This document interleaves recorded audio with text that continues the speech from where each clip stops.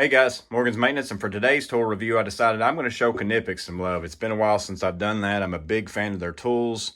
I have a lot of their pliers, and for the most part, matter of fact, I think every time they have at least met or exceeded my expectations as far as comparing those to another brand's tool. Now, I'm not saying the other brands out there aren't good. There's plenty of good tools out there, but I have really enjoyed every pair of Knipex pliers that I own. They all do what they're supposed to do. They do it consistently and on a regular basis. So the first couple tools that I bought of theirs was the pliers wrench and the Cobras. And then right behind that was the tool that I want to talk about today. And that is the Knipex Electrical Installation Pliers. And these are by far, not even close, the most used pair of pliers of theirs that I own. I use these daily. I keep a pair in my MP1. I keep a pair in my MCT. And I also am wanting to get another pair and put in my TPLC. But they have many different versions of these. These are the standard dipped handles. Part number on that is 13818. Mine's worn off, and you're probably thinking, well, Morgan, did you borrow those from somebody, since they're actually look like they've been used a little bit? I've cleaned these so many times that there's just no numbers left on those, but I know there's a lot of you out there that think I don't use my tools. They also do have the comfort grip handles, which I keep in my MCT. Part number on that is 13828. And then they sell them in the insulated version, 13888. And I want to swap those out with these pair of needle nose right here, just so I can gain the extra functions. I like to keep one pair of insulated pliers in this bag in case I need to discharge a capacitor or, stick them in somewhere where there might be some kind of electrical. But it doesn't even stop there. These are all US versions, and you have 12 and 14 gauge. They also sell other versions that are metric, and those typically have spring mechanism for the handles, where the US version doesn't. And then they also have metric sizes for the crimping and for the wire stripping. Now, I'm curious if you have those.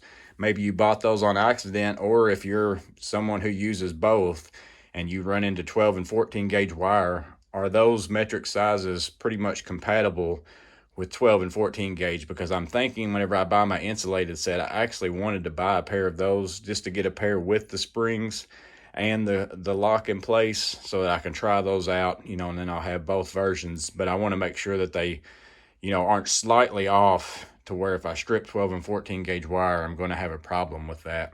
So when you get into these pliers and you think about the price of them, they're somewhere around, I've seen them fluctuate on Amazon something significantly. I've seen them anywhere from around $48 up to about $95. So my advice to you, if you're going to buy a pair of these off of Amazon, put them in your wish list. If they're priced high, watch them for a while. They will come down. I mean, it's almost, it seems like they change daily.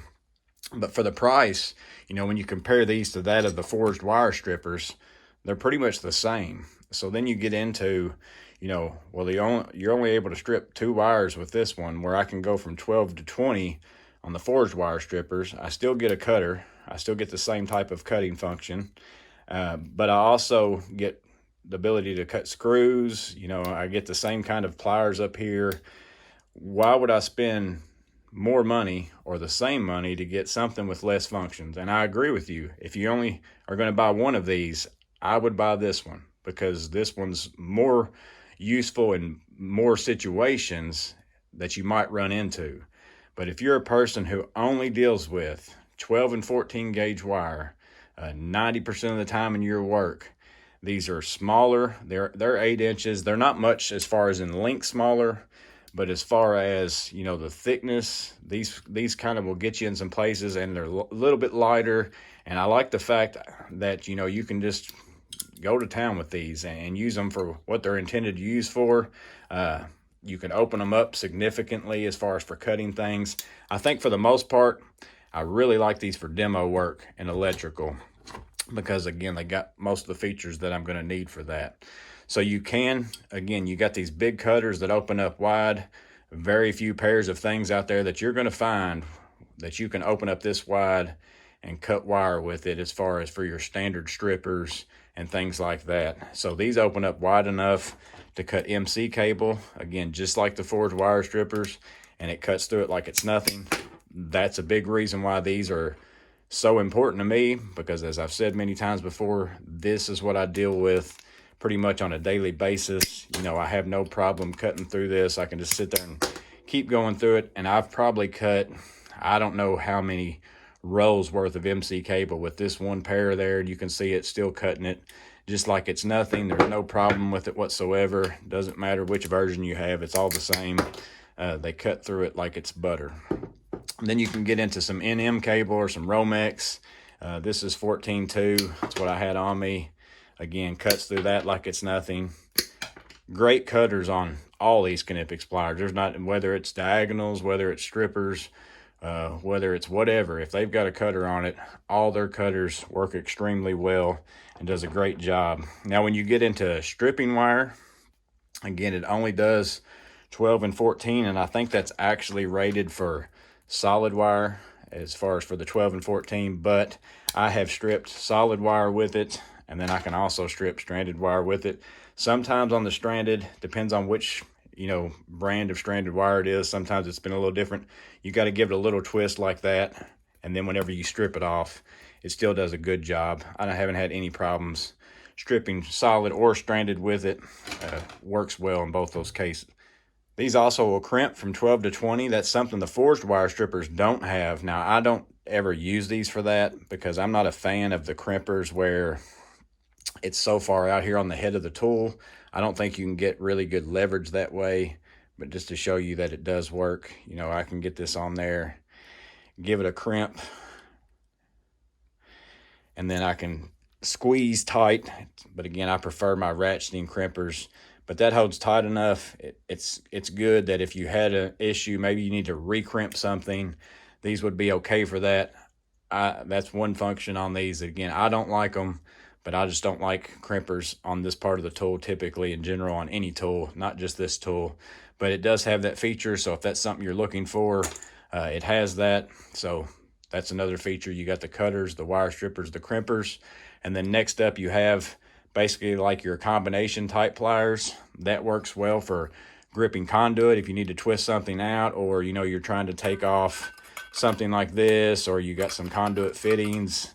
You can grab a hold of those with this. And again, I really like this for demo work. It's just one pair of pliers.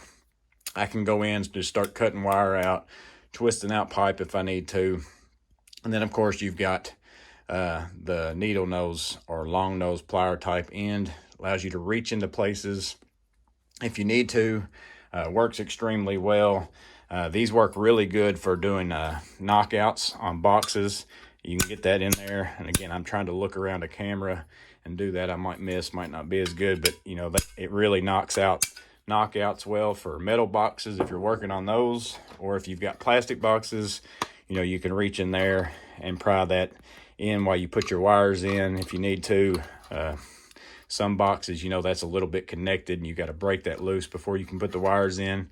These work well for that. But again, yeah, these are the Knipex Electrical Installation Pliers. If you use primarily 12 and 14 gauge, I really suggest if you are looking for a pair of nice pliers that are lightweight, really get you in some good spots. Phenomenal cutters, by far just the best cutters ever. Works extremely well. Again, if you do more than 12 and 14 and you only want one pair of these, buy the forged wire strippers. But if you can get both, I think you should try these out. But if you've got them, let me know what you think about them. Put that in the comments below so people can see your opinion as well. If you've got another tool that you like to use, that you like better, put that down there as well. I'd like to look at that tool. And then I hope that this was useful to you. And again, let me know if you have any questions in the comments below, and I'll put links for all these things. I'll put as many links as possible. But again, as you search on Amazon, there might be 4 different sellers selling this one pair of pliers. Check the prices. My link might not be the cheapest. I'll put one up there. I'll find the cheapest one at the current time, but it's liable to change tomorrow. So make sure you check those out. But I hope all is well. Stay safe. Have a blessed day. See you on the next video.